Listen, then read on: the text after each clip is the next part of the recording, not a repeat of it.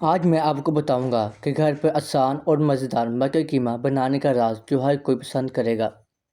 जब मैंने पहली बार मटर कीमा बनाया, मेरे दोस्तों ने कहा कि ये तो रेस्टोरेंट जैसा जायका है।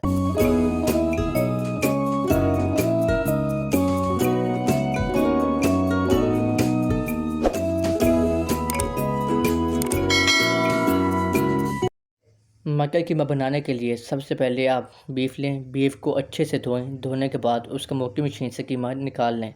इसमें कुछ हड्डियाँ ऐड करवा लें, ये जायके के लिए होती हैं। उसके बाद तीन मीडियम साइज़ के प्याज स्लाइस किए हुए ऐड करें।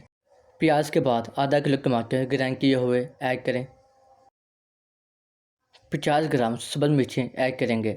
अगर आप चम्मच के हिसाब से डालेंगे तो ये 3 टेबलस्पून हैं। 2 टेबलस्पून सूखा धनिया ऐड करें। कोशिश करके सब मसाले घर में खुद पीसा करें।